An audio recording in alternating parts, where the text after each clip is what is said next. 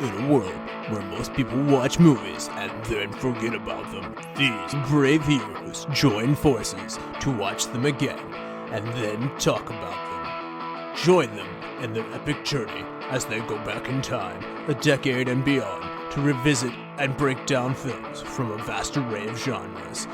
Do these movies hold up over time? Are they classics? Find out on Retro Movie Roundtable. Starring your hosts, Brian Frye, Chad Robinson, Dustin Melbardis, Nathan Lutz, and Russell Guest. Coming now to headphones in your ears. Welcome, all you lords, ladies, and knights of the Retro Movie Roundtable, where we watch movies, then talk about them.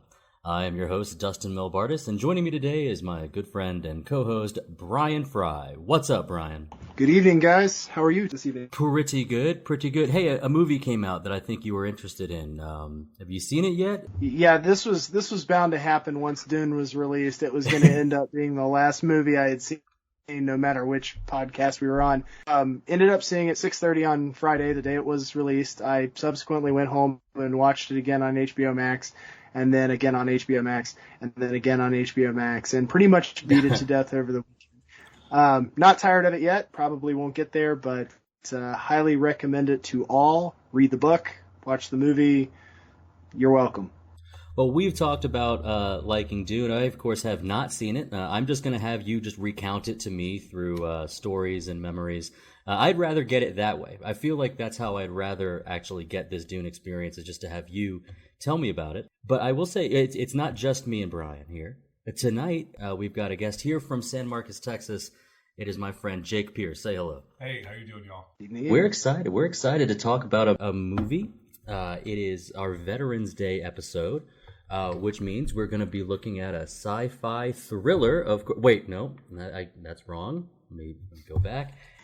No, it is our Veterans Day episode, so we are looking at a war movie today. Brian, what are we watching? We are watching Apocalypse Now, which is pretty much Francis Ford Coppola's opus, and one of the most graphic and also trippy Vietnam War movies you could possibly have. I would totally agree. Graphic. The trippiness actually kind of comes back when you're talking about the movie. As me and Jake were just finding out, is that sometimes it's in the discussion of this movie that you kind of feel these emotions again, or get back into what it is that Coppola wanted us to feel. But before we get into that, let's just ask a couple quick questions. Jake, what was the last movie that you watched? Last movie I saw also was Dune. Definitely enjoyed it. Did you just enjoy it once, or did you enjoy it? I've only seen it the one time. I don't have HBO Max, and I can't be going to the movie theater 4 times in a week. But it was definitely a good movie. A little disappointed with where they ended.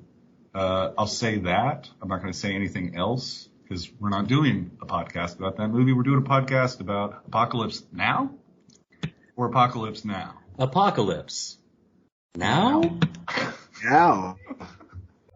Well, Apocalypse later, because we're not done with our intro questions. Brian, I know you saw Dune. I think we've got planned, we're going to do a side podcast, the Twin Peaks rewatch, a retro movie rewatch of Twin Peaks. If we wanted to do a side project on one TV show, that would definitely get first dibs. We could do one a year. We could start with Twin Peaks, and I'd love to do Generation Kill as well. Ooh. What is Generation Kill? Oh, Generation Kill. Generation Kill's great.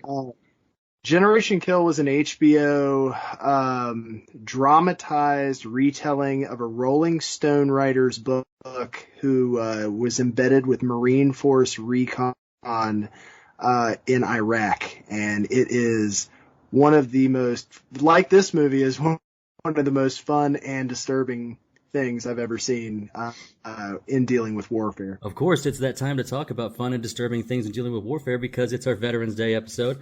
Mine was The Jerk. I decided to rewatch The Jerk.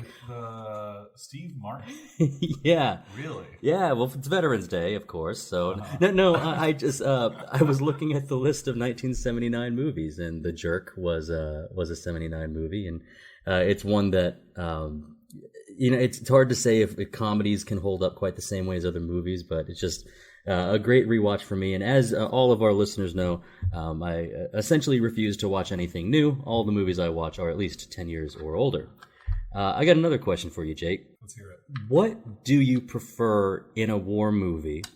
The story of a smaller unit, let's just say 5 people or less, or a larger group, say 10 to 20?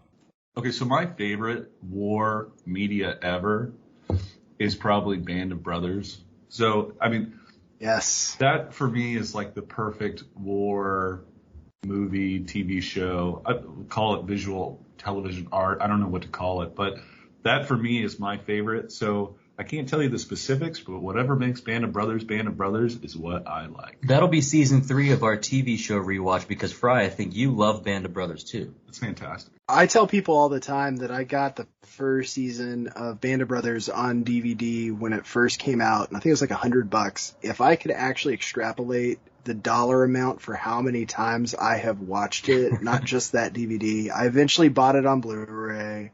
I still watch it on HBO when I'm too lazy to find my Blu-ray. So I think that it would probably be worth several $1,000s to me just based on how much I've watched it. Mm-hmm. This is an important TV show. It was something that like I had college roommates that watched every episode of it. It's Easy Company of, I think, the 101st or the 82nd Airborne. First episode is them in training, and then the other 9 are them in their story as they go to the Western Front in Europe and how they get there, what happens. It's It's also probably Donnie Wahlberg's best role ever. Like, he actually has a very compelling role in this. And then I've actually found myself getting excited and enjoying other movies based on, that guy's in Band of Brothers. I like him. Yes. What is his name? Damian Lewis? He's actually British, or he's not from the U.S., but he plays for the Portland Trailblazers. His name is Damian Lillard. Damian Lillard. Yeah. Or am I thinking of Matthew Lillard from, of course, our Scream franchise? So yeah, it sounds like we like our groups. I think I gotta fall into the group of I like a unit of like a squad of many different characters. I found when I first was thinking about this question, I was thinking that I think when I was introduced to like war movies or combat movies, I normally would think of actually like one single commando or like one like supreme like Rambo or like Arnold Schwarzenegger. Or I would think of someone or I'm actually thinking of Universal Soldier right now. And then I realized that that's far less compelling than having a group of people working together. And we do have a group of people in our movie tonight, which is Apocalypse Now, starring Martin Sheen, Marlon Brando, Robert Duvall, Dennis Hopper, Frederic Forrest, Sam Bottoms, Albert Hall, and a young Larry Fishburne. I will say I didn't even recognize him at first. It took a while for me to say, oh man, I couldn't believe that was him. As Clean. Yeah, it's a weird add-in. I mean, it's weird now to have an add-in. At the time, I'm right. It feels Johnny weird Depp. now. Well, Harrison Ford. Yeah, much like Johnny Depp in Platoon. Yeah. Yeah. Oh, so you blink and you miss him sometimes. Depp in Platoon. Yeah. So, he's a radio op in Platoon, and you're like, wait a minute. Yeah, to go back and think of it and see what they have become. Released in 1979, the budget for this movie was $31 million and grossed around $80 million.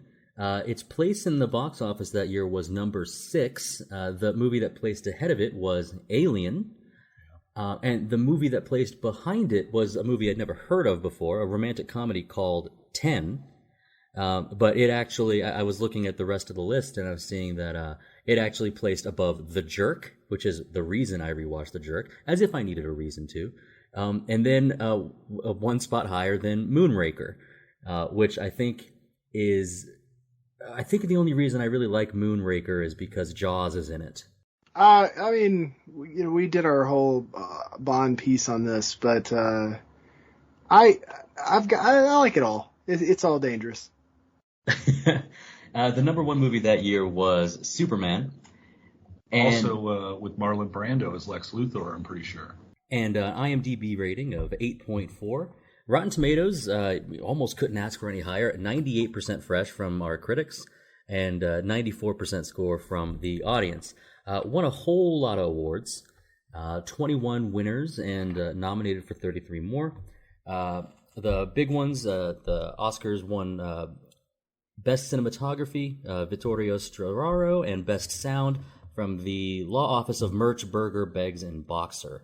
There were a couple other awards as far as BAFTA and Golden Globe. Francis Ford Coppola won Best Direction, both of those awards. And Robert Duvall took home a BAFTA and a Golden Globe for Best Supporting Actor for his portrayal of Bill Kilgore, which, I mean, unforgettable character in this movie. But let's get into our first time seeing it. Jake, had you seen this movie before? I had not. I don't live under a rock, so I've seen plenty of... I know the quote, "It smells like napalm in the morning." I've seen scenes. I know the Flight of the Valkyries scene, stuff like that. But I've never sat down and watched the movie and just taken it in and experienced the story like this. I wanted to tell you guys a quick story. So I was mentioning earlier that I probably saw this movie too young to really get the full import of it. But one of my favorite scenes in a movie that I didn't see too young was Hot Shots Part 2, where you have Charlie Sheen sitting on another patrol boat reading through a dossier, and his dad, Charlie, his monologue starts overriding what he's reading, and it's "I can't believe they wanted this man dead." And you see another patrol boat coming. They pass each other. Charlie stands up. Martin stands up. They point at each other and say, "I loved you in Wall Street," and just keeps going. It was such a deep cut. I mean, I guess if you're a film buff, it's not, but it's one of those things that when I got it, I was like, that was masterful to add that in there. When was the first time you had seen it, Frye? I was watching it, or I had been talked into watching it. I was with a buddy of mine and my stepdad, and I had been off of a run of really, really brutal apocalyptic movies, and I was kind of burnt out on it. And so when they suggested, "Let's watch Apocalypse Now," I was like, I can't do the world ending again. And they were like, "Oh, no, it's a Vietnam movie." And I was like, "Oh, all right. Good show. Let's toss it on," which is weird because you talk to Russ or Chad and they're like, "Man, I get really burnt on war movies because they're so deep and sad and whatever." I watch stuff like this for entertainment, and I'm not trying to make light of horrible thing, but I'm just saying I get into this sort of thing. This is a film happy place for me. How about you guys? That makes sense. Is that the things, the experience of watching this movie is greater than the content of the movie. When, if you're talking about Russ and Chad, if you're talking about anybody saying rewatching a war movie, there's obviously things that don't make you happy. Watching anybody suffering, or watching somebody lose a friend or a brother, that's not in particular uplifting. But the storytelling of a war movie, or even just as Jake and I were talking before the record, if we can even consider this a war movie, it's a movie that happens during a war. But we were kind of discussing that it was a journey movie. I definitely feel like with a lot of the action pieces that I watch that are, whether it's your Black Hawk Down, We Were Soldiers, Thin Red Line, Band of Brothers, we talked about Saving Private Ryan, whatever. It's a camaraderie, it's a brotherhood, it's a fellowship piece that comes with these movies that I enjoy. So it's not the war, it's not the hard times, it's not the losing someone that you crave, but it's that fellowship piece that makes these movies so compelling. I feel like this movie's actually kind of absent the fellowship, and that's on purpose, right? There's all these scenes where, one person's going off and doing their own thing. There's that fight at night where he goes through the bunker and there's guys just sitting there while other people are fighting.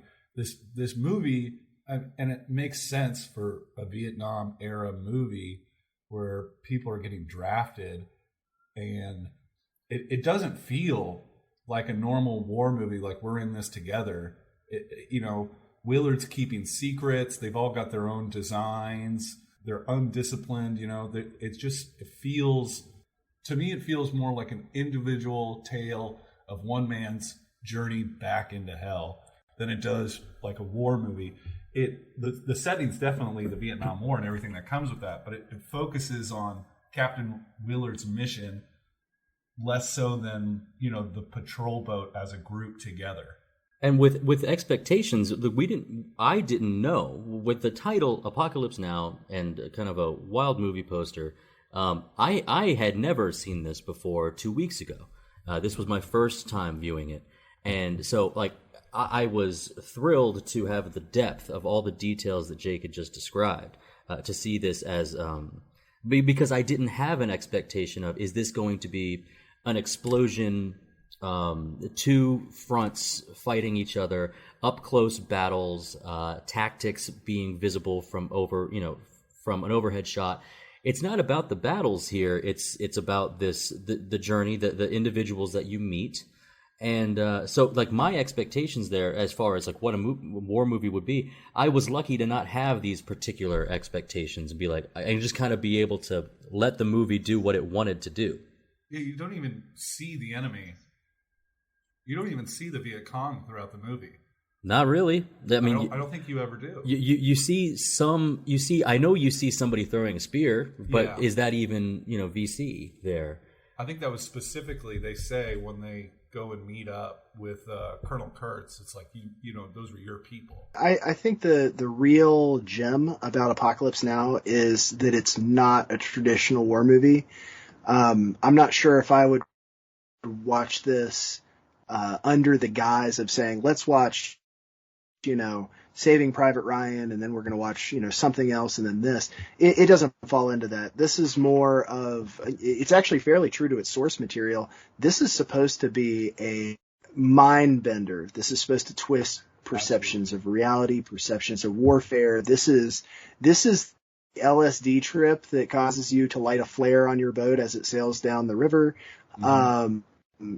It's not a traditional war movie in any way. This is more of a psychological thriller that you do not know the depths of depravity of the human mind and what it's willing to do to cope. And war movies typically have the heroic, courageous lead. You were talking about the gunfights and stuff like that. All the characters on the boat come off as undisciplined or kind of buffoonish or soulless monsters. There's no hero to this story. Do you feel like there was a hero, a protagonist? I mean, you watch Captain Willard's journey, but I don't know if I'm ever rooting for him. I'm just kind of watching to see what's going to happen next and experience it with him. We do know he's the lead. Sure. And we do know that he has a goal that he can accomplish, right? But that was even something that I didn't go in the movies with the expectation with, am I going to root for what his overall goal would be? Considering Brian's point about it being a psychological type of movie, like a mind-bending type of experience, this is a movie where, I agree with Brian here. That if I wanted to sit down and watch a war movie, I'd put on Saving Private Ryan.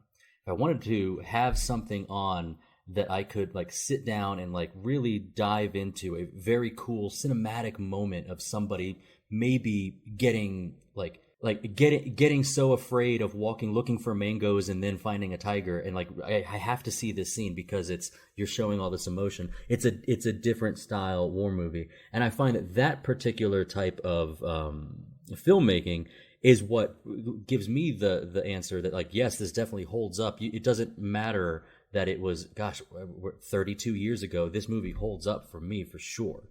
Yeah, I think this is more one of those movies that I feel like the introduction of it really makes sense, where he's drinking in a hotel room and doing some sort of messed up Tai Chi and whatever. I mean, that sets up what this is for you. This is going to be, we're going to sit you alone in a room with some alcohol, and you are going to have to mentally digest the rigors of the Vietnam War while watching, frankly, insanity from start to finish. And then at the end of it, you can make with it what you will. Insanity now. Yeah. And what we'll do is if you want to sit alone in a room with a bottle of alcohol and watch this movie, it's probably a good time to do so, because we're going to take a short advertisement break, and then when we come back, Bryan is going to spoil the movie with a plot summary of what happens. So get your favorite libation, practice whatever martial arts you'd like to, be careful of the mirrors, don't cut yourself, and when you come back, we are going to discuss Apocalypse Now even further. Stay tuned. Welcome to the Flashback Flicks Retro Movie Podcast. I'm Ricky. I'm Grayson. And every week we review a movie from the past and reflect on things we missed, things we loved, and things we want to see again. Yeah, because we believe any movie worth watching is worth watching again. So if you like films, friendship, and a lot of callbacks, I mean, just so many callbacks, then subscribe on Apple Podcasts, YouTube, or wherever RSS feeds go for like-minded movie-loving individuals. Like you. What happens when two modern film fans go back and rewatch all the old classic films from yesteryear to see if they hold up? You get the Classic Film Jerks podcast. Find the Classic Film Jerks podcast on all the major platforms. And we are back. I got myself a refresher coffee, so I'm going to sit back and listen to Bryan spoil the movie with his plot discussion. Take it away, Bryan. Saigon. I'm still only in Saigon. This movie starts off with U.S. Army Captain Willard Martin Sheen of the 500th Battalion, 173rd Airborne. He's a bit of a smooth operator, but also dealing with past missions and the PTSD of being in the Vietnam War. He gets exactly what he wishes for, though, with a mission to go assassinate another U.S. Army veteran who has taken up shop up the Nung River in Cambodia and basically set up a fiefdom. He's put on this mission by a CIA stooge, a general, and Harrison Ford. He's put together with a ragtag group on a patrol boat who are issued orders to go find an armored cav unit who would then drop them into the mouth of this river and go upstream. At this point, you meet a host of characters, such as Robert Duvall and his high-flying cavalry officer and surf lover, as they destroy a village just so they could surf the two parting waves system that they've got going, on up the river into some fairly heart-wrenching situations dealing with indigenous people, with drug use, with a certain USO show that goes awry, all the way up to the last U.S. outpost full of the fleeing soldiers, the fighting soldiers, and a heck of a fireworks show. They then proceed to meet a French family up the river, and then to the wayward officer's compound, where he meets another host of this man's characters to learn about the psychosis that the man's been in, to learn about his own psychosis, and to eventually complete his mission. And complete his mission he does. The mission is, you describe that he's a smooth operator. He knows what he can do, and he's good at it. If you were to describe this movie as a war movie, and then within the first, 20 minutes, you learn that this mission is an assassination, was this like a surprise for you upon your first viewing? Yeah, he's being sent to assassinate a colonel. That's very unusual. It does create this awesome mystery around this colonel. It's like, why would they send their own people to kill their own people? It's definitely not the standard mission. It's not go take that hill. It's not go destroy that bunker or bridge. And I think they even talk about it in the movie. Chef brings it up when Captain Willard finally tells him what they're going to do after Chief dies. That he says it. This is all effed up, man. This is jacked up. Right. He says the same thing. I thought we were going to blow up a bridge. I thought we were going to do this. So it's a unique and weird mission to have. But then, maybe that's who Captain Willard is. Maybe he is an assassin. He's clearly done it before.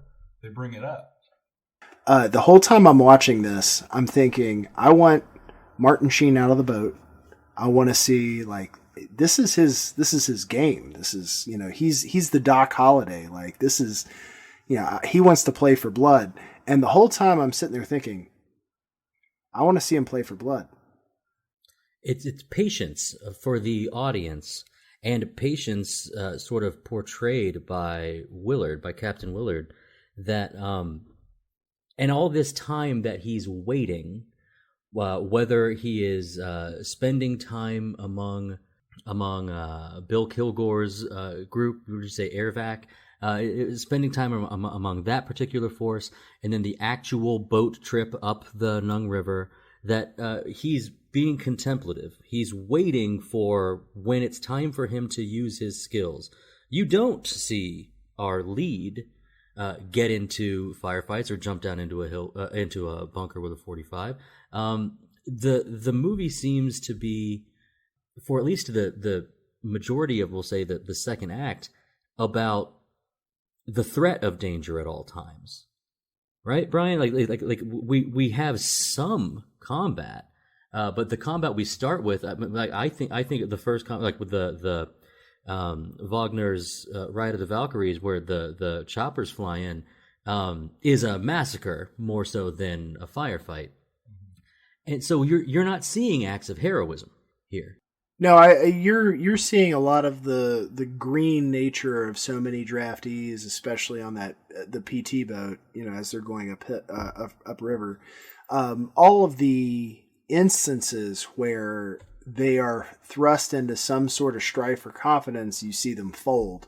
So it's one of those things that you're never going to see Martin Sheen in some real engagement. Like this guy's the guy that slips past enemy lines to kill a general. So like most of the journey in this is very not action. Martin Sheen being it's not an Expendables thing where you see him just going nuts killing hundreds of guys. No, he's a scalpel being used to cut out a cancer for the U.S. Army, and he's lit a fuse with. I'm gonna say as soon as he stole the surfboard, he lit like a Mission Impossible fuse, and him going up that river is just the thing burning until he actually gets to kill his target. That's a good analogy. It's the bombs have a fuse to like in any movie situation. The bombs have a fuse because we know that we're waiting for the payoff or the payload, and we won't jump immediately towards the final act of the movie, but I know you said the word, and I said the word before the record, is that this is, to me, a journey movie. And Jake, you actually said this is like a quest movie. Yeah. It almost feels closer to like Frodo's journey to Mount Doom than it does a Vietnam movie, right? Yeah. It feels like you're watching this. Oh, you're not wrong. You're not wrong. Just to get to Mount Doom to, have Golem bite his finger off. Spoilers, sorry. It's okay. But it's weird because I had 15 minutes left. Damn it! The movie doesn't have the action you're expecting in a war movie. I'm kind of reiterating this, but it's the way they convey Captain Willard as a badass, as like the kind of hero or whatever, if you can call him that, is how he reacts to situations. He is stone cold the entire time. When other people are freaking out, he has a direction and purpose. He's almost exasperated by the terrible things that happen rather than distressed by them. So as far as, the action, you're not going to get that with this movie. But it is cool to see that character in that situation and on his journey. And it feels like he's going back to hell. That first scene in the movie, when he's doing karate in his whitey tidies, you're like, what the hell is wrong with this guy, right? The whole movie is explaining why Captain Willard is the way he is, because he's on his second mission to assassinate somebody now. He's still back, and, he's upset he's still in Saigon. He wants to get out there and do his thing, and it's just without it, that's just all he knows. because there's two ways to react to the horror of war. You either embrace it or you cower from it and try your best to survive. And there's only a few characters that embrace it, and that's Colonel Kurtz, Kilgore, and Captain Willard. There's a line from another war series that I always liked. It's by this guy that they're constantly calling a psycho, and he says, "I don't know. Back at the car dealership back home, I get more nervous buying a car than I get when bullets are flying at me. Well, what does that mean?" What does that mean? It Jake's point as to like the scenario turns you into something else. I think we're shown early that whatever life that Captain Willard had before shipping out, before becoming this, I love what you said, like scalpel, before becoming this, is over. I think he was mentioning like the only letter he read was the one that he opened to sign the divorce papers. Like there's nothing left for him back in America. And I like using the word back. Captain Willard has become this tool. And we get to, we have to wait. And as the audience, we have to be patient to see him be used, or to see him become, embody what he has become. I'd say for the majority of the movie, he does handle things calmly, an unsettling calmness, because to use the prior phrase, the fuse has been lit. We know what's eventually going to happen, but that is offset with his we'll call it admiration of who Kurtz is. How is that relationship between Captain Willard and Kurtz that exists throughout the whole movie sort of frame this journey tale? I think that you can tell Willard from the beginning admires the guy. I think that to do the job that Willard does, it takes, your higher IQ soldier. Now, I understand he's a captain, but I mean, they're obviously using him for some super sketchy stuff. So I think the best movie analogy I can give this is Skyfall. This is Bond versus Javier Bardem's character. You have the guy who broke versus the guy that Silver won't break. So it's one of those that movie reference is really more used to do like this is the guy that's tried and true versus the guy that broke under the pressure.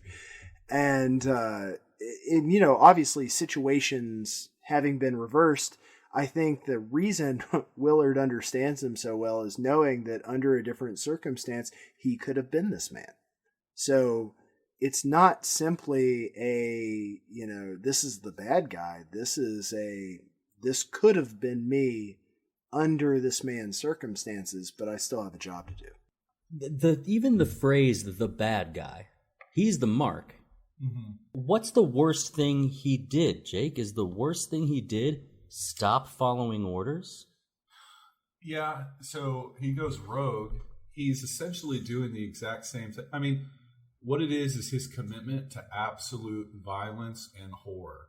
That he's just realized that war is hell. Let me embrace it to the fullest extent I possibly can. That is the only logical conclusion, is to throw away your humanity and just become the violence. Like, he's almost like a raw human without all the trimmings of society on him. And that's I think a big part of the movie is kind of the difference between these people and the Americans is, the natives are eating cold rice and getting stronger. He talks about at the beginning of the film, Charlie's out there getting stronger. They have the USO show, and it's like all the Americans are like fanning over and kind of embarrass themselves when the Playmates show up to like dance for 2 minutes. Well, it's the Playmate of the Year. Yeah, it's the Playmate of the Year. And it's kind of this idea of, y'all aren't ready for this war if this is your mentality, which of course they're not going to be. They're drafted, And so, and you were talking about the relationship between Colonel Wirtz and Captain Willard, and I think you nailed it on the head, Brian. Captain Willard is simply just stuck to the plan and hasn't totally given up yet or given in to it, but he has pushed down that humanity. He's just filled with purpose, and he doesn't care what he has to do to get it. I don't know. Both of you mentioned humanity, and I was thinking about like the process or the organization and following orders and being told to do something. But you mentioned humanity, and it made me think that our growth towards civilization and organizations, and then fighting as civilizations amongst each other, it's almost as if like Kurtz has found a more base humanity, but I think to him a more perfect humanity, one without the social contract that's been agreed upon by Western civilization, but one that's just sort of like we are existing here. Our power comes from our might, and it does seem strange that like these people are willing to follow. They're not being told to follow. It's through his poetic nature that he leads. We learn about his inspirational just self from, I think, unnamed photojournalist played by Dennis Hopper. He can't stop fawning over the man. Is this an ultimate goal of Coppola here? Is to make this at least, if not the main theme, but an overarching theme that getting away from these structures that the war is being fought either over or at least as military organizations, like a part of it. Like this is a noble goal for Kurtz. I would almost say that if you wanted to go with deeper meaning piece for a plot, I don't think a general would have actually done this, but in Vietnam. But for a deeper meaning of the plot is understanding on that side of the ocean that the war was not going well, that I could see a general going out on a limb and actually saying, we need to end this guy, so when we do leave, we're not leaving this loose end to cause trouble, PR trouble for us later. Absolutely. That's the only real reason I can see them sending Martin Sheen on this mission. And it's Colonel Kurtz was almost the golden goose for them, right? You hear this backstory about Kurtz, and he's this absolute badass. He's on a fast track to become a general, and eventually a politician, or have some extreme sense of like power or duty. But then he goes and enlists in the special forces, because this is one of my few veteran takes I'll have for this. There is a certain amount of, when you join, you expect to do something. And for many people who join, you do not get to fulfill those expectations. And it leaves you with a sense of, feeling unfulfilled. Jarhead does a really good job of kind of explaining. Jarhead. Yeah, dude, I was like Jarhead. Yeah, absolutely. I was like the first. You get told your whole life, and you watch all the war movies, and you see the heroes, and you see the courage, right? And that's what you want to do and become. But the reality of the situation is Kurtz has to go off the deep end and kind of do things on his own if he wants to become that person that like fulfills the mission of defeating the Vietnamese. So he just goes AWOL, and essentially it sounds like his whole little crew, or big crew rather, is kind of filled with badasses, where like the Vietnamese don't even go there, the Viet Cong don't go there, and he's waging his own little personal war. But then it kind of falls apart because he gets malaria. When they talked about him switching to the special forces, that's what clicked in my mind. It's like, oh, this is a man who is seeking war, who wants to know. There's something very human about war. It's in our nature, right? It's a big part of what humanity is. And it's like he, for whatever reason, is just that warrior type mentality, class of person that every now and then comes up in people. And he's done everything he can to become that. Unfortunately, that means throwing away all of his humanity and idealizing and romanticizing absolutely brutal, practices. He talks about them inoculating the children. They go and inoculate the children for polio, and then they come back and they find that the village elders have chopped off all the children's arms And he says it's beautiful, it's genius. These people are willing to go so much further than we are. And that's why they're going to win. Is because regardless of how much, Ride of the Valkyries you've got playing while you swoop in on Hueys and blow up a village, if those people are willing to chop off their children's arms in spite of us, or in spite of, I say us, but in spite of the United States or the people in their country, they're always going to win.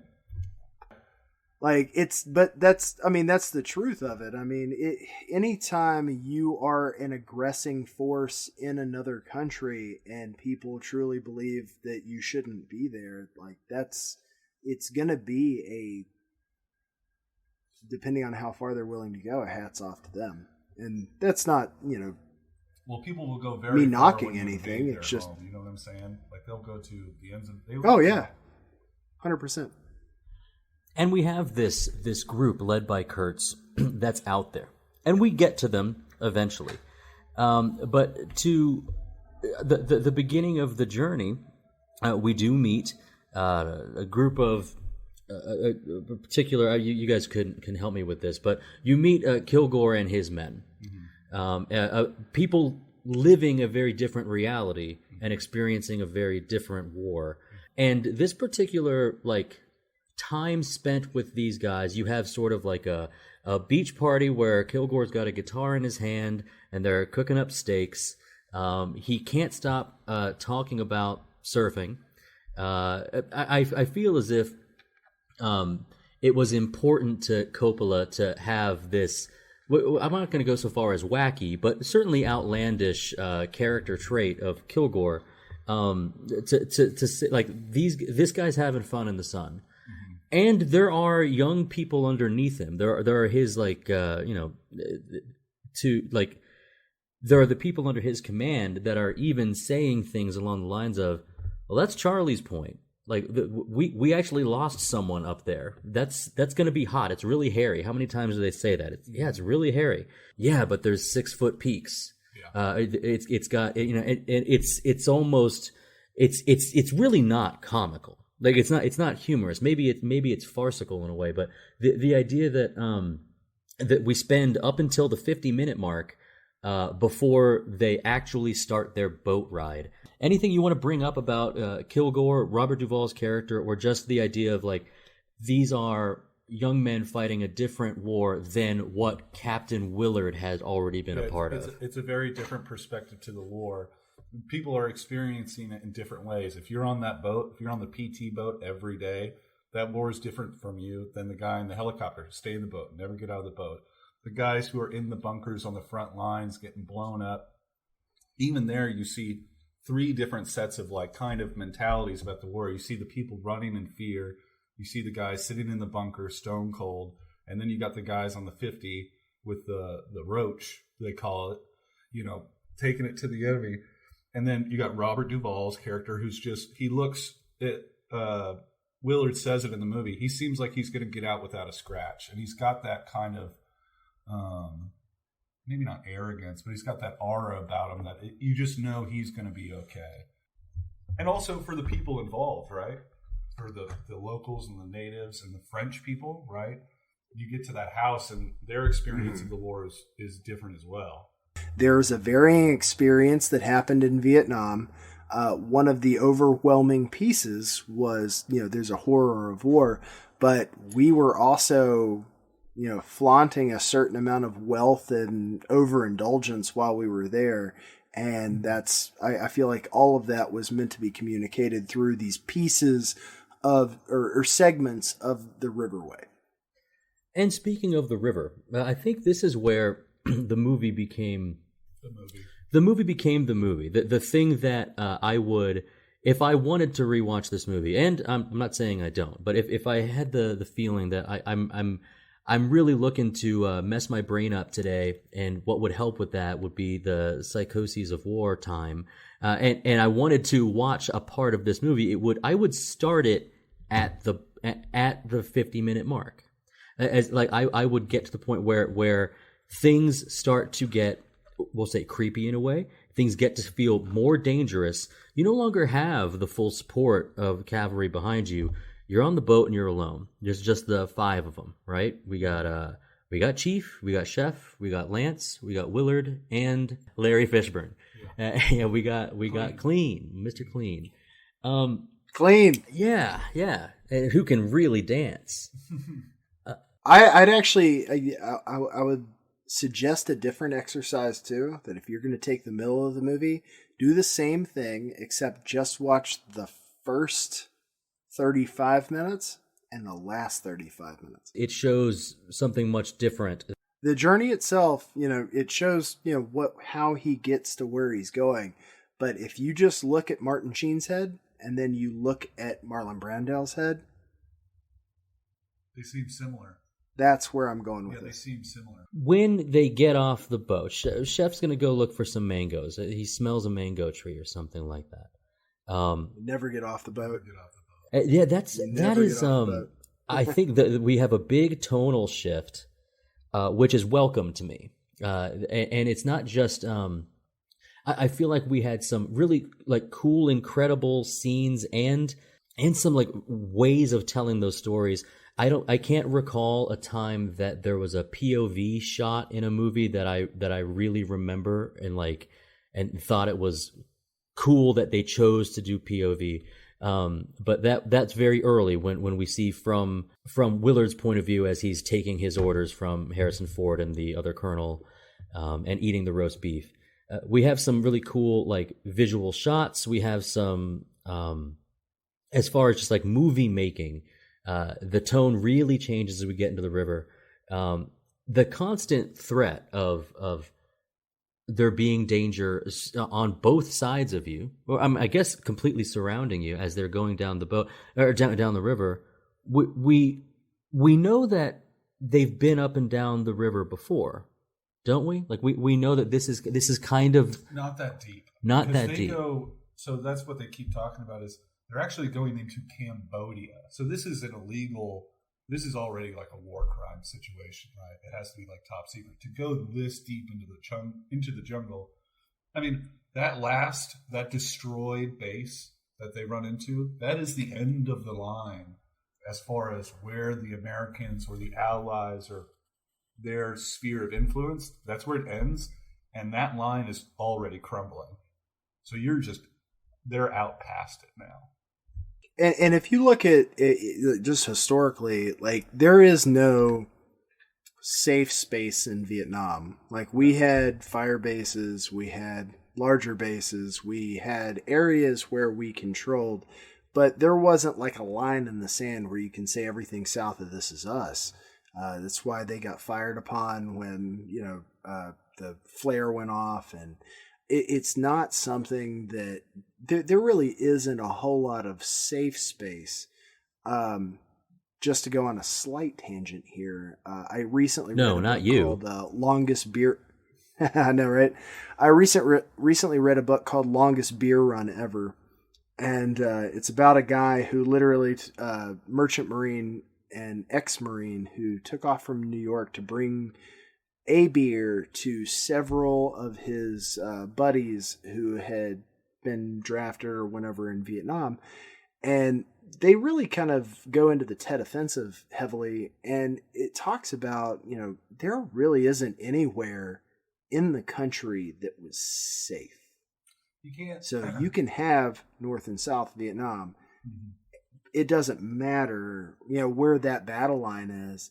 You don't know where the enemy's going to be, and it just there's no sanctuary, there's no like sacred space where you're like, yeah, we control this. There are roads where you're like, oh yeah, it's our country, except at night. Yeah, and that's the nature of jungle, right? You're not in the desert where you can just go and look out over the land and see people coming. Essentially, the fog of war is everywhere. You're right. Roads and clearings are the only things that you can reasonably know that you control because you can look at them. The tree line represents danger, because if you're the Vietnamese, you just go hide in the jungle until things clear up, and then you come back out and you just try and catch patrols as they come through the jungle and have your own little ambushes and whatnot. Yeah, Vietnam does a good job of displaying why guerrilla warfare and small unit tactics are kind of key to the future of any kind of actual battle or war. And I feel like the sense of dread was higher. I mean, yeah, the night scenes were incredibly shot, and you can see whether or not it's like in that bunker, or when the guy is almost by hearing alone able to detect where that fire is coming from with his grenade launcher, just hearing the footsteps or something.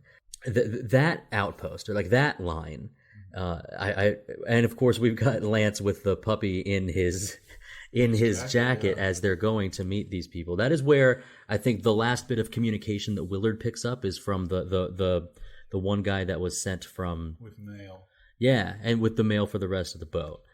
Like those scenes, like when there's a firefight going on, I mean, you see a couple times, you'll hear incoming and someone will duck, or you'll see what you expect soldiers to do when there's like clear lines drawn, like during those scenes. But I think that there's almost more of a danger in the water time, like when they're going on the boat, than even the end of the movie where they are finding like the people tied up and the tortured and like in Kurtz's compound. That's something that like that's a feeling that I felt like was portrayed really well, and that's just sort of the atmosphere of this movie is you go from the good old boys that are surfing and having a great time, and you go into uncertainty, and then you get some great interpersonal conflict between Chief and Willard about like, am I really going to go this far? And then I think it's on the water that we get to one of the scenes I really like, as far as seeing the individual characters react to, which is the routine stop of the sampan, right? I'll say my takeaway from that scene.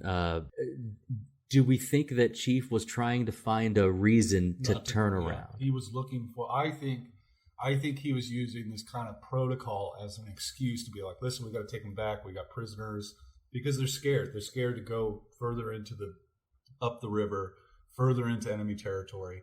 In fact, they're scared of like the fear itself. Chef at one point says, why won't they just attack?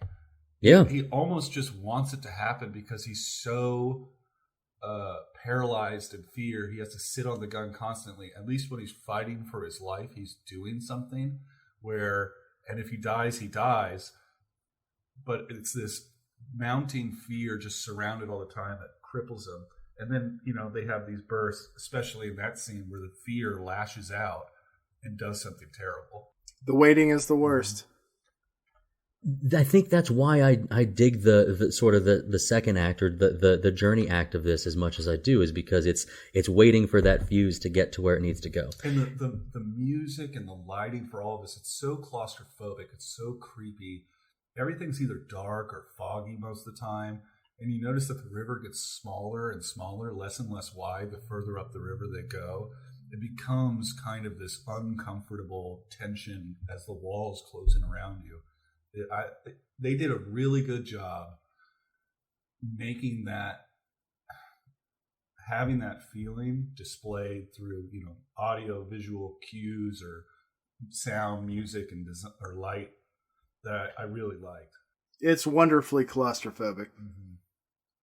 And that kind of the sense of fear, the sense of at any time there's danger, can happen in a whole lot of different ways. When I think of the war movie I've seen the most, it would be Full Metal Jacket.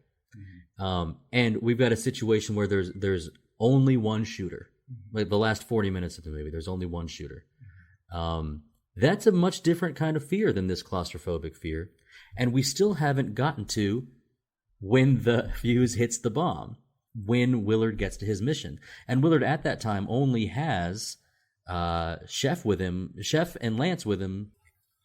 So that's actually really my favorite part of the movie, when he actually reaches his destination, because he's at the whim and control of his target. It's that understanding. It's that or Predator meets Predator. Yeah. That allows him to complete his mission, because at that point, he can recognize, if you could go through all of this, if you can find me, if you can hear everything I have to say, and I've said it, that's in your head now. I've passed that along. I'm ready to die. That's almost more of a mind worm than anything else. Like, as long as I know I've put this in your head, that's all I need. Yeah, mind worm. I kind of think of like the mind virus, of like an idea or something like that. Do you think Colonel Kurtz wanted Captain Willard to kill him, and that's why he kept him alive? And that's why I think that's why the photojournalist is constantly like, oh, he likes you. He's got plans for you. Do you think it was Colonel Kurtz's plan to be killed by Captain Willard? I don't think it was his plan to be killed by him. I think he would have taken it or have left it at the time. But I think he knew that was an easy possibility. And I think he also knew that his just smelling the scent of his own, knew that as long as his perspective had been relayed, his job had been done. Yeah. Does it matter at all, the seeming desire for this lesson, we'll say, this lesson about humanity, to be passed on to Kurtz's son? I found that particular aspect of it to be maybe a little confusing. Honestly, I'll call the movie's in thirds for me. It's the first third, then there's the journey, then there's the destination. And the destination probably is the most confusing. I have so many questions about the last third of the movie. Why are those people following him? What's his actual goal? Why does he let Captain Willard live? And what did you just ask? About passing the information to his son, carrying so much. Why does he suddenly... He's abandoned... It seems like he's abandoned all of his humanity, but then he hates lies, and he wants his son to know that he's a war criminal? Or that he's enlightened beyond the things that he had been trained upon? What's your take? Or is he just crazy? So, the way I look at this, and this is going to sound super convoluted, but so is this movie. Yeah. So right, it's fitting. It's one of those things that every man, woman, any human being is a combination of their experiences. We want to pass on what we've learned in some real, regal, beneficial way where we can copy and paste it like, don't do any of this. Mm-hmm. And it's just not possible. So what we try to do is teach and impart as best we can, but without the actual physical experiences that we actually go through, it's just words. It's just another thing that you learn from, verbal reading, whatever. I touched the stove, so what I really... Exactly. And but that doesn't mean that my daughter doesn't look at my coffee cup, look at me and go, ha, ha, ha, ha. She knows it's hot, but the next thing she does is touch that coffee cup. Because you have to learn it for yourself. Mm-hmm. So I think the damnation of this movie is Willard knows. He wants more people to know, and he knows the futility that trying to say it won't really mean enough. Does Captain Willard end up taking this lesson or taking his time among the tribe or the compound? Tribe, I think, is the perfect word the to tribe. describe it. Does he take this and change it all? Does he go back after the mission is done? Found it so strange just how easily Lance comes with him, by the way. Yeah. But like, does anything actually change for him? I don't know if we're given any inclination that he's gonna abandon the life of being an assassin. This is what he's good at. All the conflict we got was trying to figure out the man Kurtz. Then he kills him. Awesome scene, by the way. But then he leaves. And there's I don't know if there's enough of a voiceover to convince me that at least a lesson was learned or that something will be passed on or changed. It's just even with all, I think maybe what Coppola wants us to do is, even with all of these incredible stories that have just been told, those of our young Mr. Clean who goes down at 18 years old, or our chef who's a saucier who gets freaked out, and then I think it's his head that gets dropped into Willard's lap. Like we all of these cool stories in the way, and then in the end, the warlord is killed. The assassin walks away. The tribe is left leaderless, I suppose. Mm-hmm. It kind of ends with, and all of that introspection and philosophy kind of doesn't matter. Yep, it does leave you with a sense of futility at the end. That's what I meant, and futility. It's also just the way he just walks out, like none of this mattered. They don't care anymore. Like I said, that last third. And so a part of the longer version, when he's hanging out with the French people in Vietnam, he's asked by this woman, "Are you going to go back to America?" And he says no. So you're left with this question of like, what does happen to Captain Willard? Does he assume the role of Colonel Kurtz, right? Is he now the metaphorical son who takes over the tribe, as he ascends with his face painted, much similar to the way Kurtz was? It almost feels like, oh, okay, you're now the guy. This makes sense. And then he walks away, and you're left like, what? Oh, it would have been way too tidy if they had actually like had him assume some sort of mantle there. I think they ended it beautifully with a question mark, because it leaves it to your own interpretation. And this is a probably cynical and nihilistic way of looking at this, which I think is kind of the angle they were going for anyway. But it's one of those like, look, you could reach the pinnacle of understanding of human nature and still be so woefully disenfranchised by that understanding that you'd be willing to be like, okay, well, I'm going to lead a guerrilla tribe. I'm going to walk away. I'm going to be a Rambo drifter.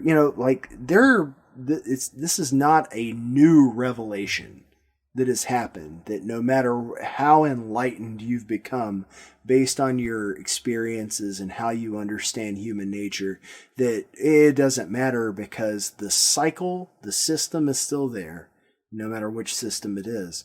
And in the end, you just have to play whatever game you choose to be playing. I don't think anybody expected this to be a happy ending for anyone, because it certainly wasn't.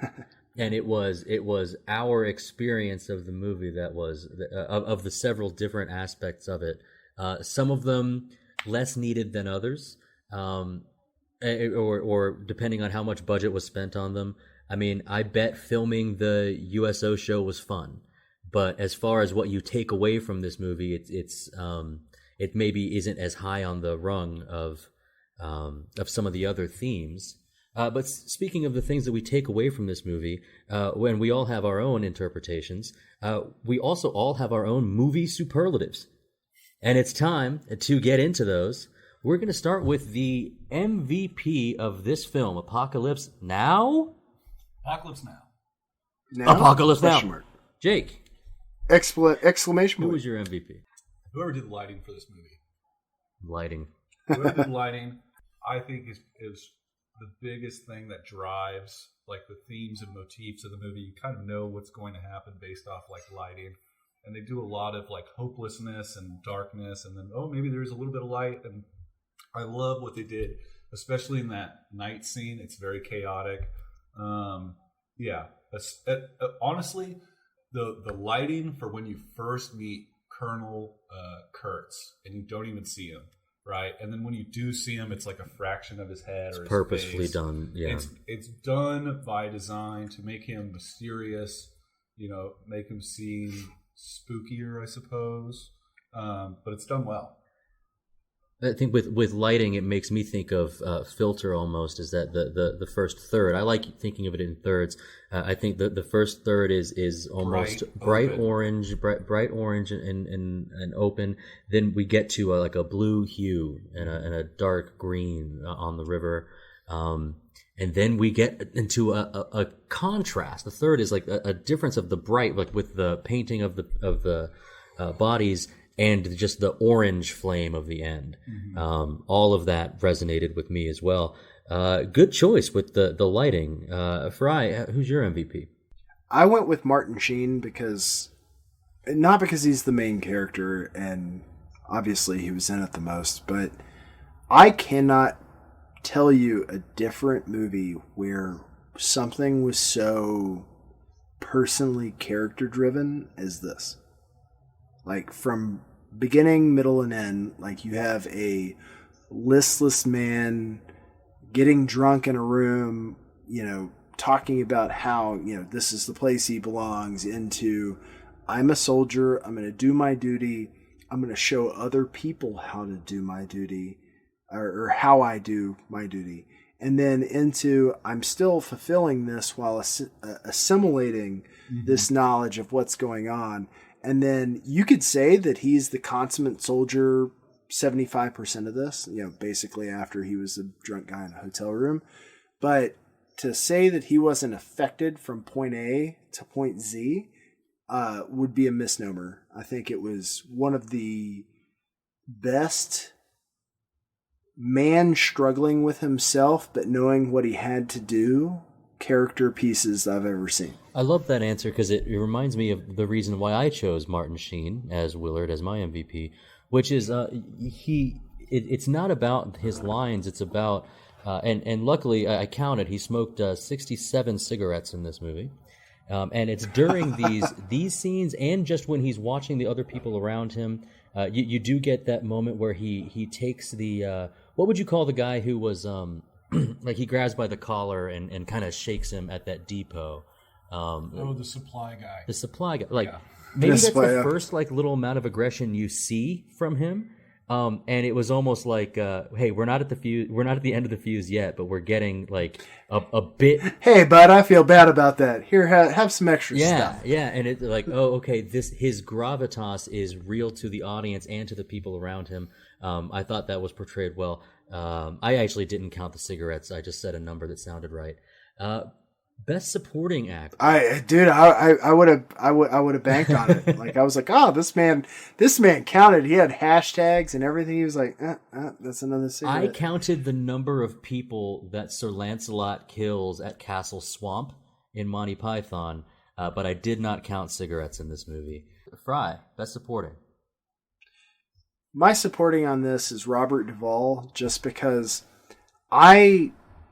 as much as I don't like the cavalier attitude of how Air Cav was portrayed in this, I do really enjoy the character. Like, he is playing a character, and that character is hilarious. I mean, it's a cartoon. Like, it is one of those, like, this shows a specific way that a soldier can deal with combat, and especially with command. And it is an interesting piece. Like I said, I want to watch this with psychologists because I feel like I could put names to what I'm watching. Like, I see the differentiation on people, and I want to be like, oh, it's this, but I don't know what this is. Right. Hey, we're 2 for 2, Bryan, because I also selected Robert Duvall as Bill Kilgore.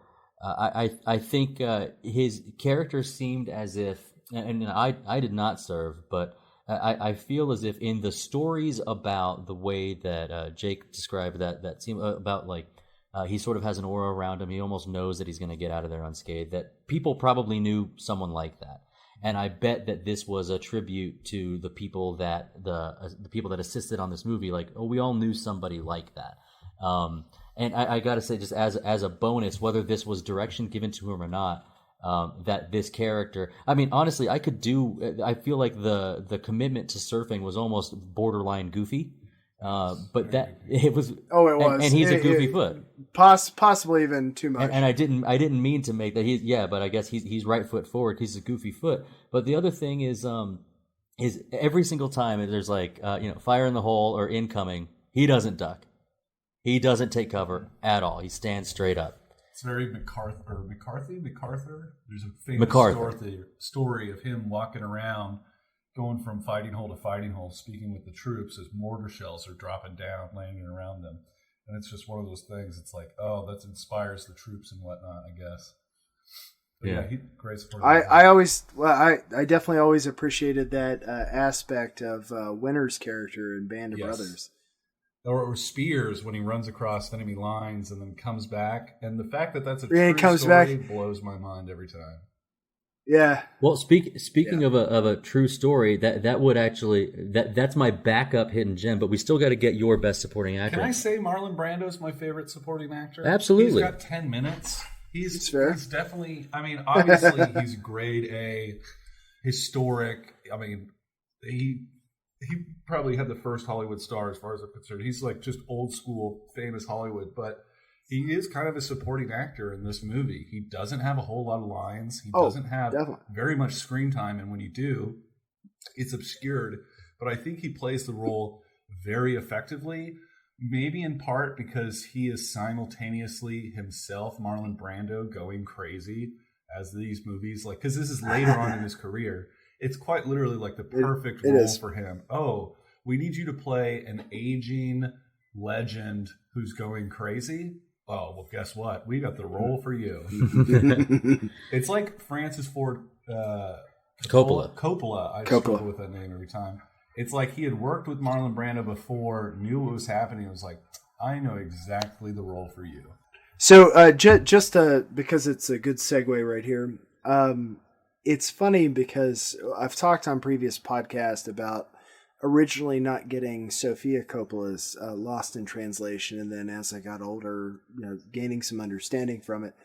I don't know what's in the water for that family, and having very prophetic, like mind-altering movies, but hats off to them. I mean, I just like, big clap.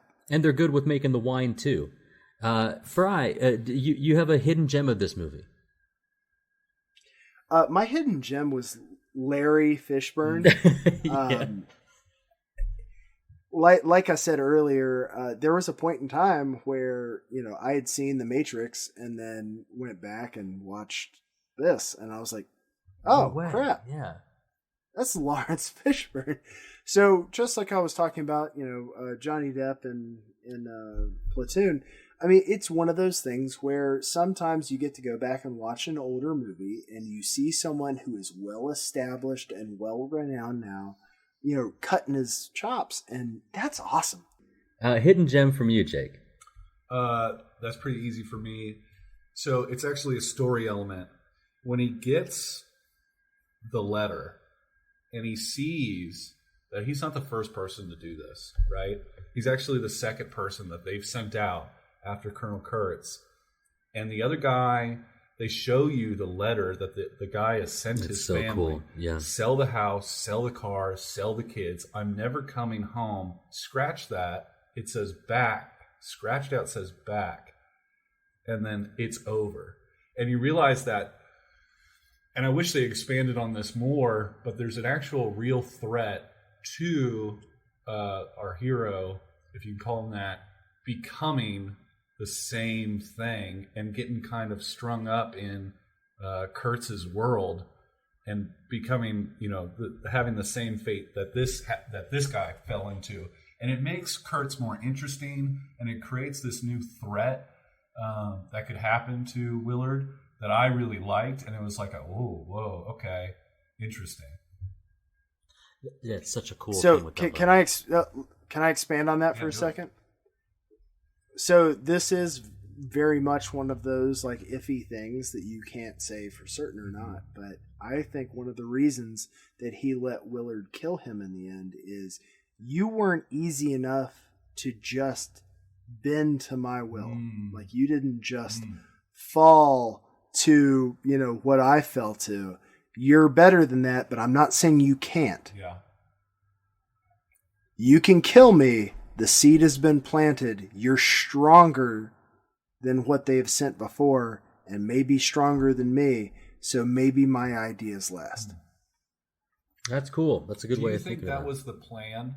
Kurt's hat. Well, I'm getting back into it. I guess I could keep going. And I think my hidden gem, I've got two here, so I'll do one real quick one. Arleigh Ermey is one of the helicopter pilots, which is pretty cool. He was in the Philippines getting his degree at the University of Manila, and they said, we need someone, and he just jumped in there. And the second one I had actually forgotten about, but when Kilgore offers his canteen, he says, anyone that would hold their guts in with a pan like that, can drink from my canteen any day. That is apparently a true story of someone that they had found that for 3 days he had kept himself, like his guts from spilling out with a pan. And that was said by someone that was consulting on the movie. So I think those are some pretty cool hidden gems. Now comes the tough one, guys. We have to recast someone in this movie. Jake, who are you recasting in this movie? I want Chef gone. I found him kind of grating and annoying. And hey, man, and honestly, I just started looking for actors of that era. Hey, Kevin Bacon, Chef, I'm down for that.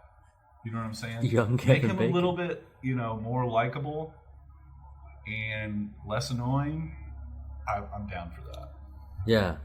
And that's just a personal preference. Yeah, definitely he was a caricature type of character. Frye, who's your recast? I'm a huge In the Heat of the Night fan, as well as his later work in movies like The Jackal. So I was doing Chief Phillips recast as Sidney Poitier. Sidney Poitier as Chief? Yeah. Yep.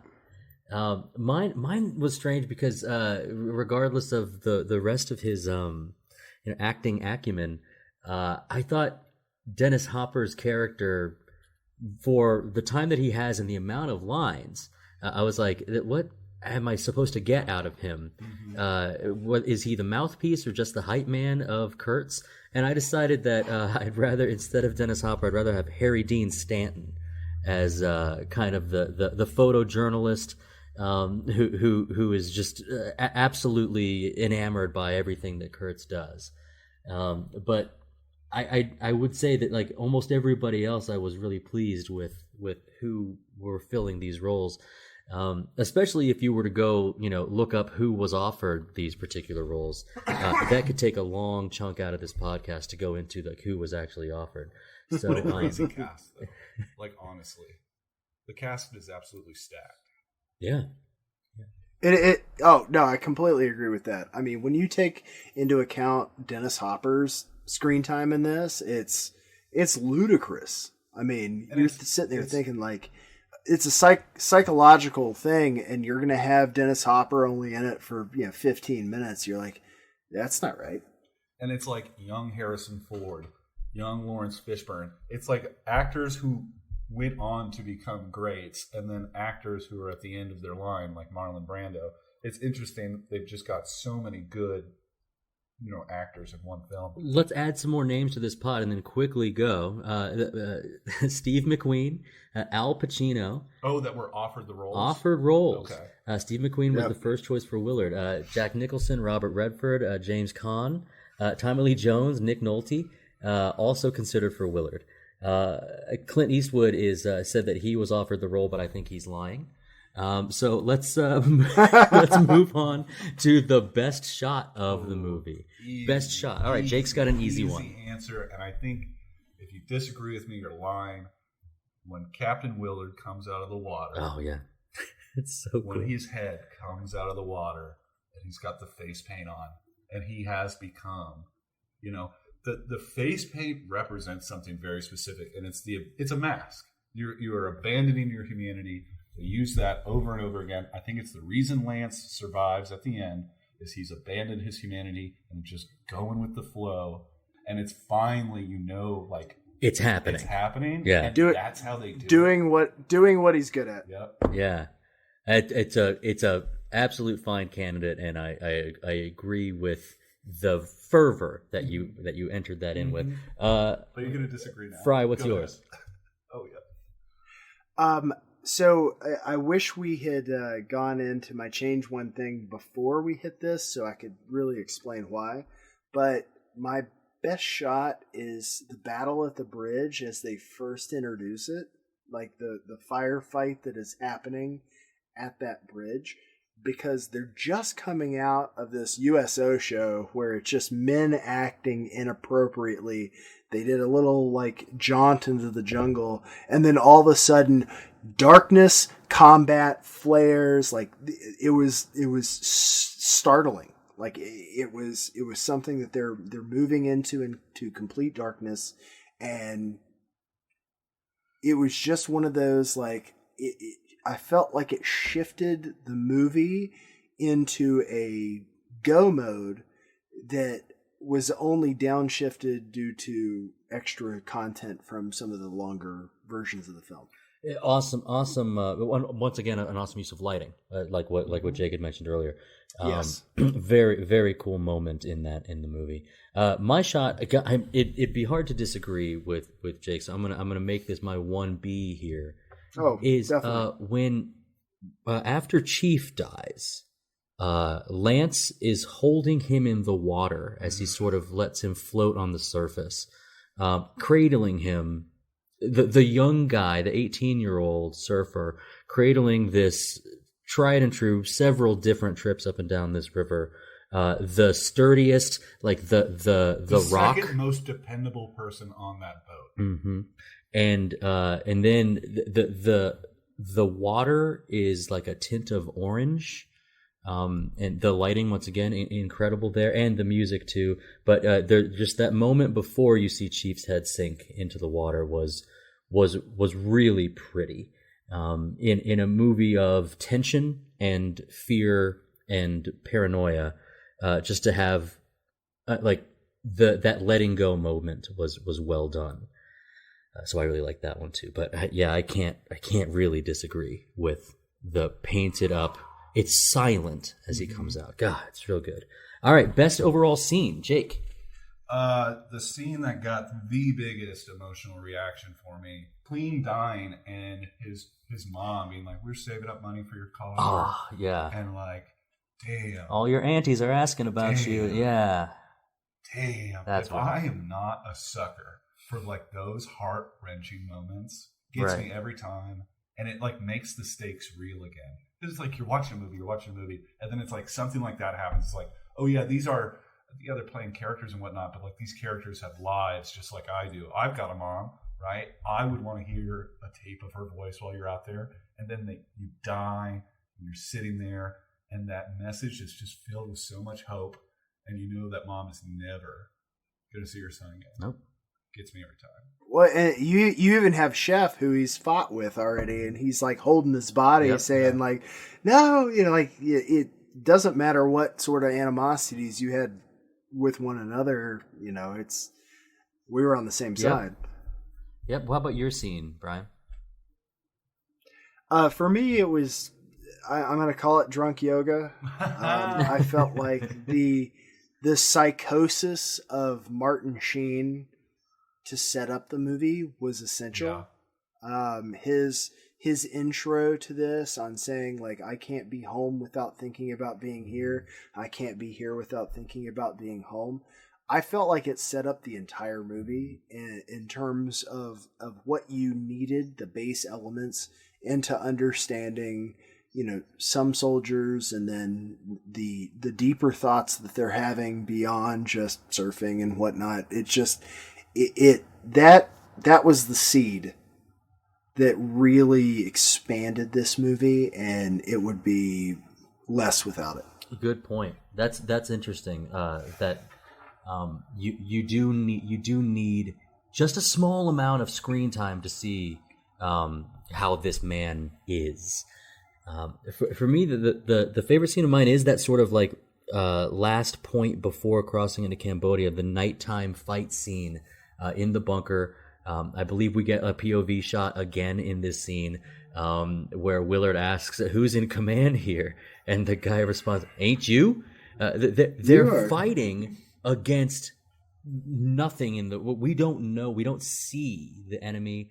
they're out there somewhere. It's almost as if this world like is like a microcosm. They're always fighting against someone, and I think it's mentioned either like when they're leaving, but they say something like, "Yeah, we build this bridge up again so we can say the road is open," and then they blow it up. It's just a constant struggle. There can be no winner to that fight.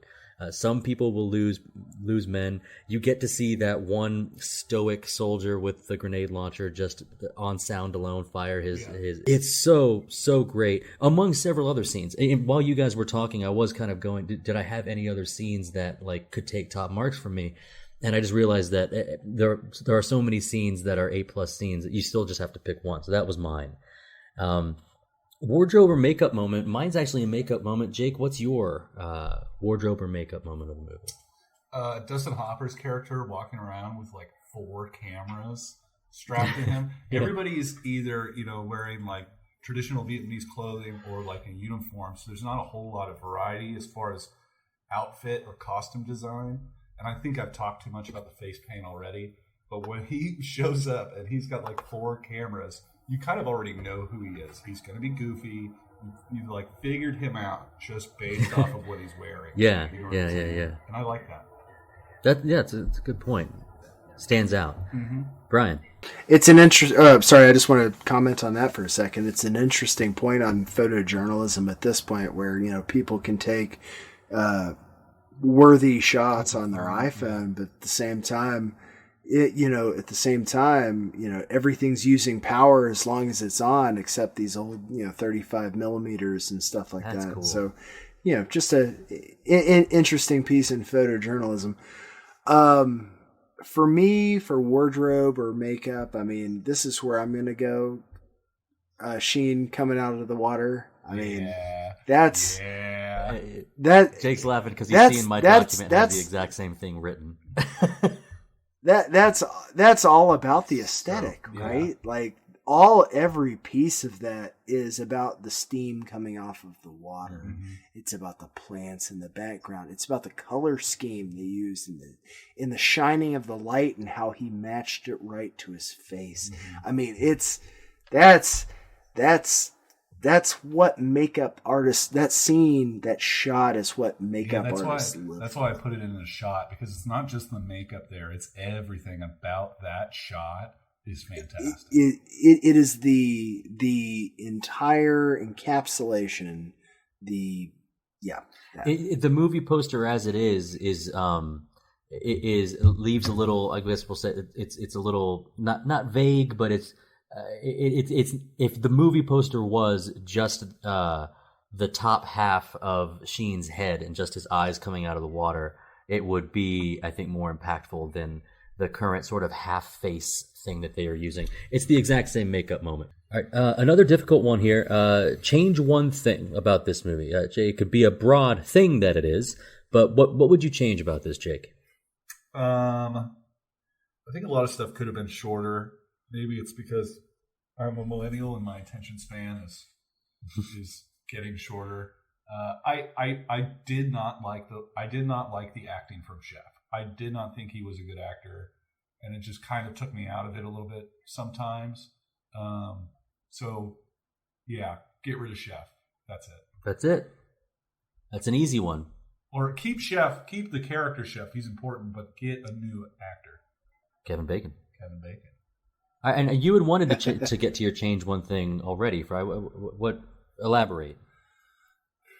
I felt like the USO show was completely unnecessary. I understand that they're trying to show the contrast between the overly vulgar, like our guys are there and they need this like fluff action to, inspire them and what I thought it was it was a ham-handed piece there, especially locationally. Yeah. Like it wasn't like at a Saigon base or something. Yeah. I'm not sure if that would have happened in this. Like, Charlie controls the mouth of the river, and the last base is just down the river a little bit. So we're gonna fly in some Playboy girls right here in the middle. Yeah. Just some to give Playboy like it girl. just it was the Playmate of the Year, Bryan. it seemed ham-handed and not accurate. Like that wouldn't be where that show happened. Yeah, I totally agree with I guess. Yeah. That's so, what threw me off so So much. I felt like that segment right there could have been removed, and that was at least 25 minutes.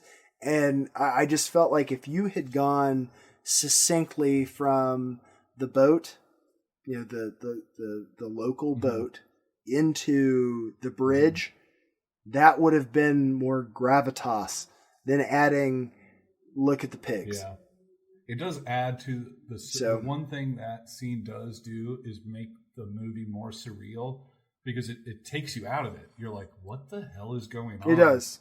Oh, and now entertainment. And so it can be looked at as like, okay, this is taken away from the movie, or it's a weird scene. Well, little TNA in 1979, it's not like you're getting that as frequently as you are now. So, I mean, somebody may have just put that little earworm into Coppola's head. And like those things happen, but Brian's absolutely right. He's friends with Hugh. He was just like next there, to the river, surrounded by jungle. Yeah, they would be in some sort of forward operating base or patrol base or just base, just that's fortified and secure if they were going to do something like that. Yeah, right. Doesn't make any sense. It was a wildly insecure location to say, hey, we're gonna like if you can't bring the playmate they were worried of about the having the playmate of the year. The playmate of the year.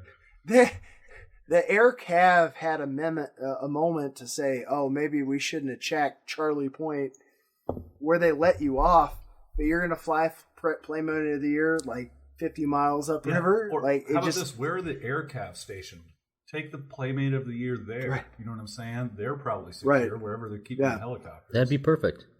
I had a couple things that were just bouncing around in my head about changing, and we learn about Kurtz through a dossier. We learn about Willard's fascination with him and his accomplishments through just a voiceover and sort of talking through his head.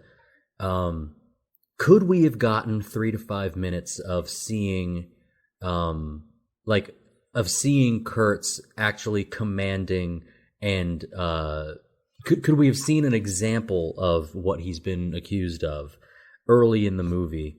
I think I would have really liked to see that, and I say that because I was underwhelmed with the ending. And I don't think that would have changed my overall underwhelmedness. I think that the commander gone rogue is one of my favorite themes / tropes of maybe all media.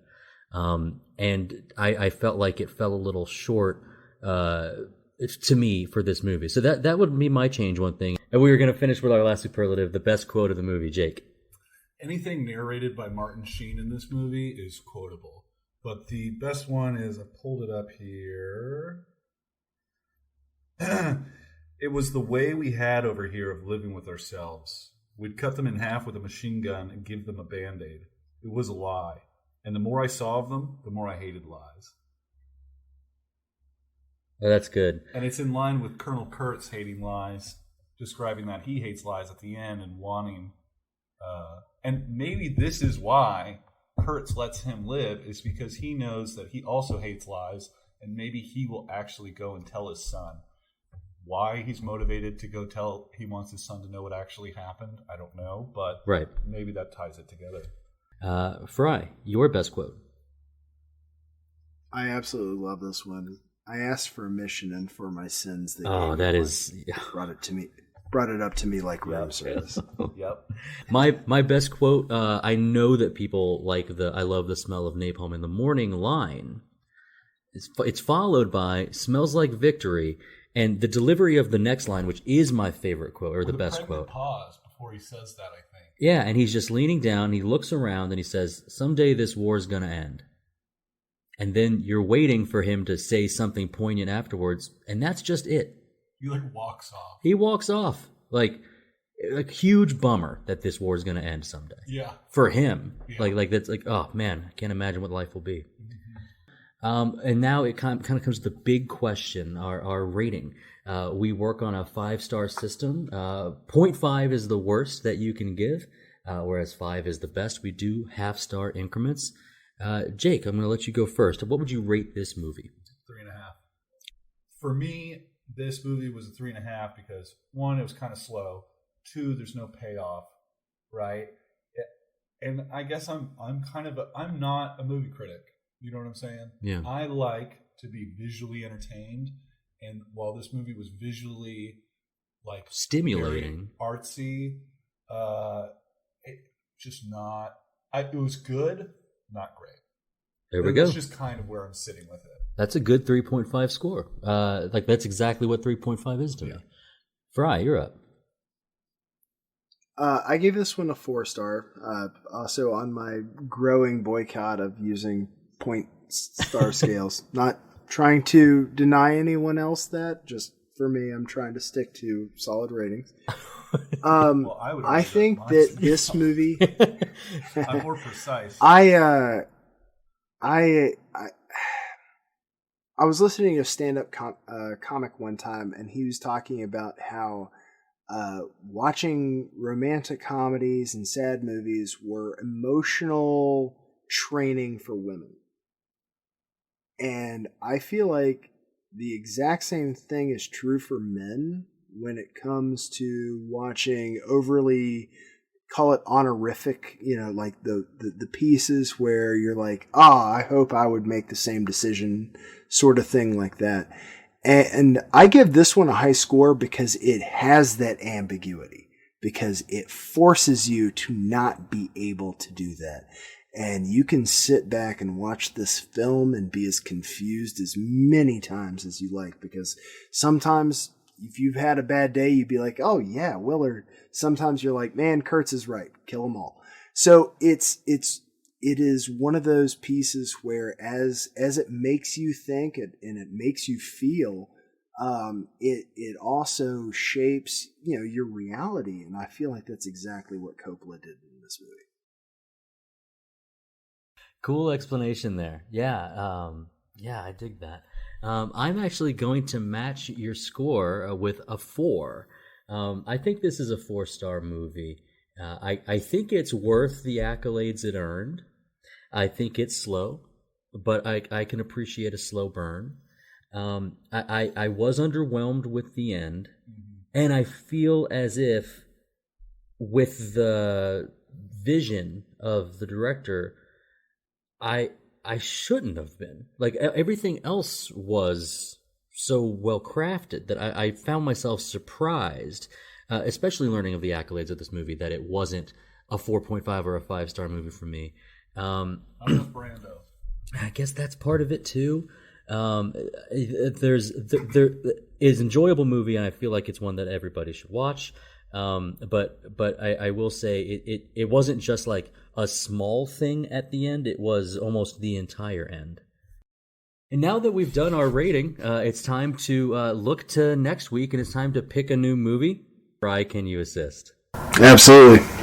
All right. I've got 3 options here. Option number 1, see no evil, hear no evil. A blind man and a deaf man attempt to outwit thieving criminals. Option 2, The Out-of-Towners. Hilarity ensues as a couple from Twin Oaks, Ohio travels to New York City for a sales executive job interview. And option 3, The In-Laws. Right before their kids get married to one another, 2 men find themselves dealing with an international financial scheme. Frye, which one of these should we look at next week? Okay. We got to go with option 2, The Out-of-Towners. Who doesn't like living in Ohio? Me. And what I want to do here is I want to thank Mr. Jake Pierce for joining us. Thanks for having me. And I just want to say, you might tell your friends about the podcast. Anything you want to say to maybe our potential new listeners? Put this on y'all's radar for. I know y'all do retro movies. Have y'all done? I know you did Akira, too. Yeah. Another animated movie for y'all maybe to check out. One of my favorites. The 1986, The Transformers, the movie. Hasbro wanted to sell more toys, so they kill off every Transformer within like the first. It's very Game of Thrones. Whoa. But like a Transformers movie. It's very 80s, so if you're into that kind of new retro wave or outrun aesthetic, you're going to like it. And it's got a phenomenal soundtrack with like Weird Al Yankovic and Stan Bush. It is childhood favorite of mine, and it's kind of a cult classic. I run into people every now and then who have seen it and love it. Check it out. Oh, also, Orson Welles' last acting role, definitely last voice acting role. He plays the big bad guy before he dies. Megatron. No, Unicron. Whoa! Oh, yeah. Planet-eating transformer. Check it out, y'all. Nom nom I nom. swear it's good. All right, well, thank you for that recommendation, and thank you, Jake, for joining us. And thank you, all the lords, ladies, and knights of the Retro Movie Roundtable. We invite you to reach out to us. We want to hear from you. Subscribe, rate, and review us on iTunes, Spotify, Stitcher, or wherever you get your podcasts. Give us a like on Facebook. Follow us on Twitter at movie_retro. Email us at retromovieroundtable@yahoo.com. Hey, producing and providing this podcast is fun, but not free. We invite you to support the show at our Patreon page at www.patreon.com/retromovieroundtable. Be the first to give us some money. We'd love it. Any contribution is much appreciated and will go towards making the show better for you, the listeners. As always, thank you for listening. Be good to each other and watch more movies. Bryan?